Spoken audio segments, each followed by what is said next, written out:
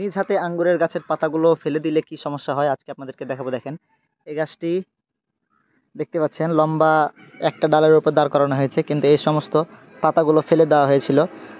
শুধুমাত্র উপরে অল্প কয়েকটা পাতা রেখে বাকিগুলো ফেলে দেওয়া হয়েছিল, যার কারণে কিন্তু গাছের গ্রোথ সেরকমভাবে হচ্ছে না যেমনিভাবে এই গাছটির গ্রোথ হচ্ছে। দেখতে পাচ্ছেন এই গাছটির মাথাটা দেখলে বুঝতে পারবেন, এবং পুরা গাছে কিন্তু পাতা আছে, কোনো পাতা ফেলে দেওয়া হয়নি।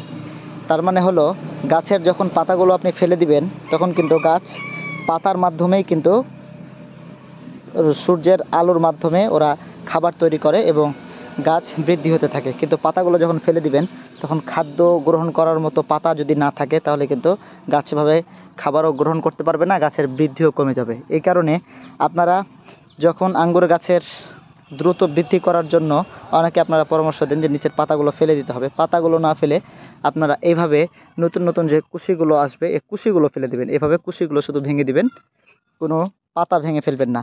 নিচের পাতাগুলো এই যে আমার উপরে মাচা থেকে নিচের পাতাগুলো সবগুলো ভেঙে ফেলতে হবে, কিন্তু সেগুলো আমার এই গাছটি যখন মাচায় উঠে যাবে তারপরে নিচের পাতাগুলো আস্তে আস্তে দেখবেন হলুদ হয়ে যেভাবে হলুদ হয়ে নিচে পড়ে যাবে।